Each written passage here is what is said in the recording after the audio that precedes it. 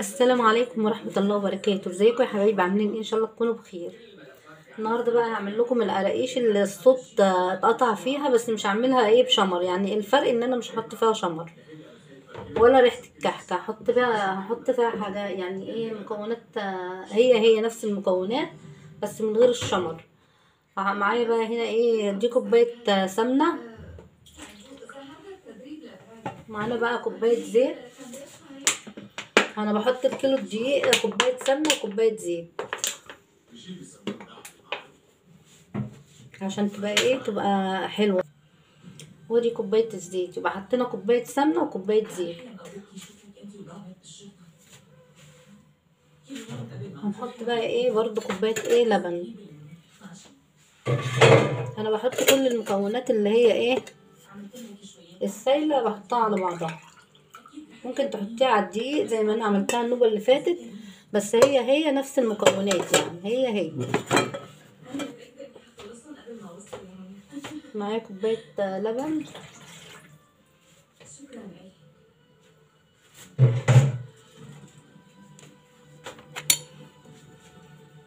السكر بقى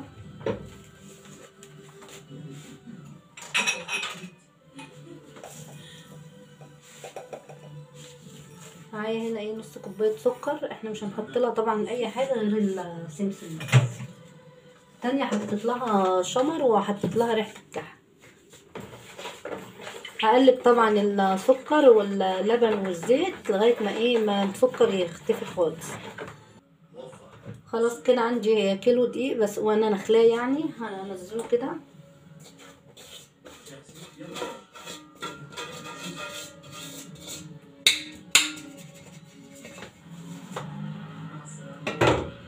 حطيت كمان الدقيق على الزيت والسمنة والسكر. معايا بقى هنا ايه باكو خميرة فورية اهو. حطيت باكو خميرة فورية، واحط ايه كمان يعني ايه اقل من ربع شوية ملح صغيرين اوي.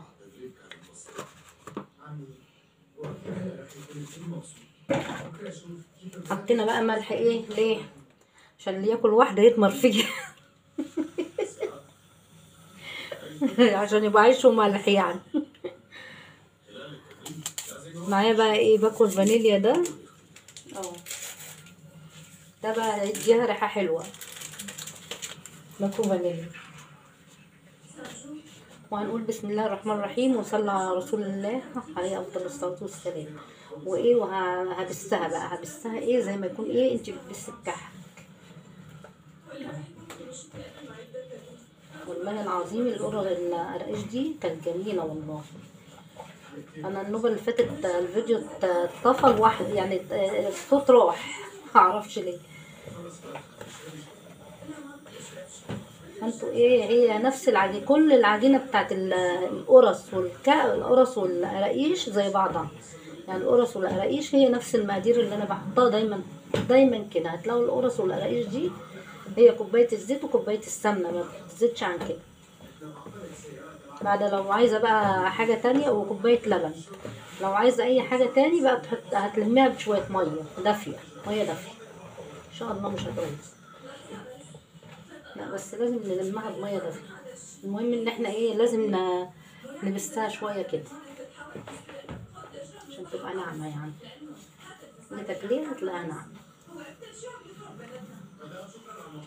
عايزه بقى تحط لها شويه شمر وينسون في العجينه، احط لها. مش عايزه اعملها بسمسم وخلاص. عايزه تحشيها عجوه احشيها، عايزه تحشيها ملبن احشيها زي ما انت عايزه. معايا هنا بقى ايه بصوا، هي دلوقتي عايزه ميه، عايزه المها ايه بشويه ميه. طبعا الميه هتكون دافيه، ميه دافيه عشان العجينه تخمر على طول. الميه ساقعه هتسقع العجينه ومش هتخليها تخمر. كده ميه دافيه شويه كده وبلم بيها العجينه. انا طبعا بسيتها حبه.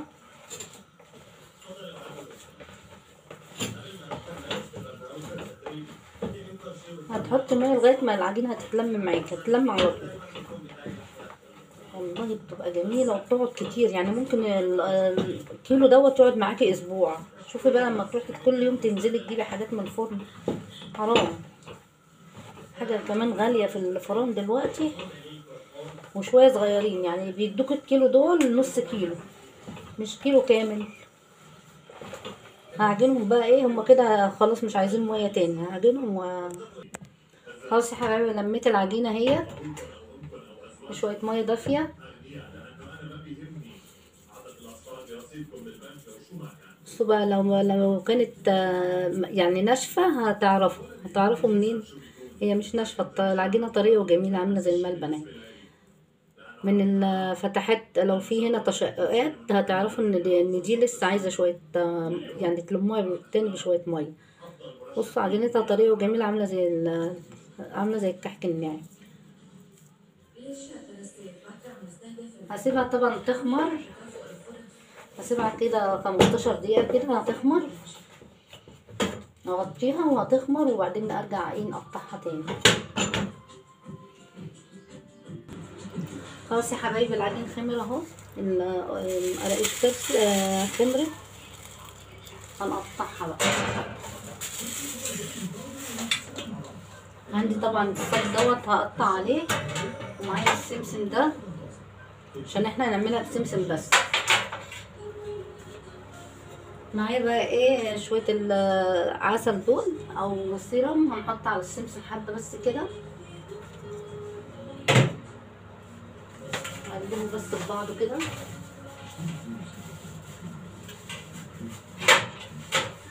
عشان لما نيجي نحط القراقيش عليه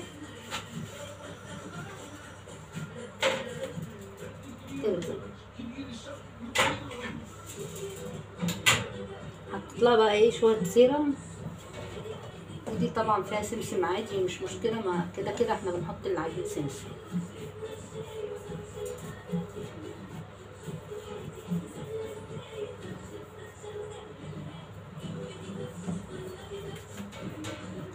بسم الله الرحمن الرحيم. اللهم صل على محمد في الأولين والآخرين وفي الملأ الأعلى إلى يوم الدين. برضه ايه العجينة مش عايزينها ايه، مش عايزينها تخينة أوي. قطعها بقى ايه نصين كده، كلها سمسم اهي. بص نفس الحكاية كده برضه ايه.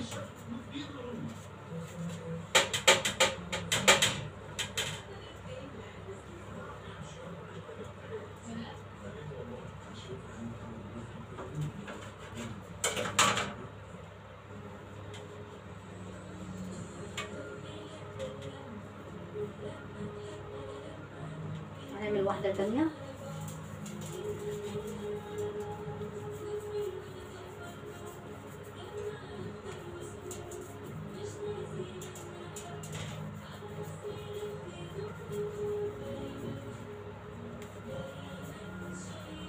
طبعا لو عايزين تحشوها عجوة ممكن تحشوها عجوة، عايزين تحشوها ملبن نحشوها ملبن اللي انتوا عايزينه، مش بتقول لا يعني.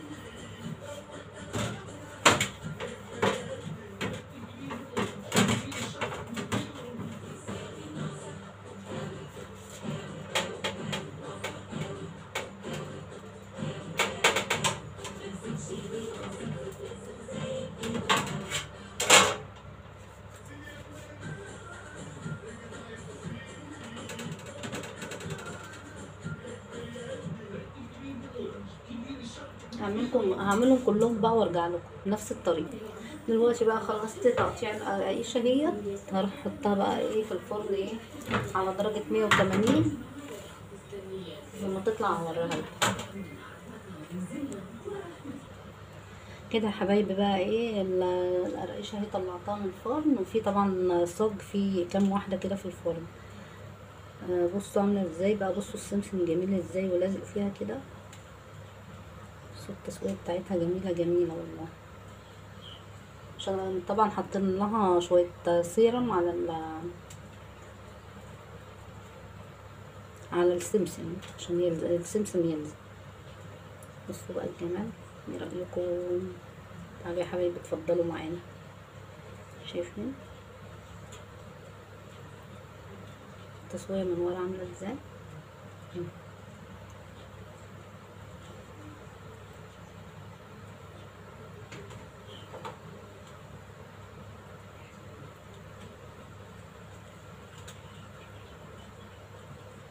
مستوية من جوه وبره اهي، منتهى الجمال والله. انا طبعا لما بحط خميرة لحاجة ما احطش بيكنج باودر، حاجة واحدة من الاتنين. بصوا جميلة وناعمة.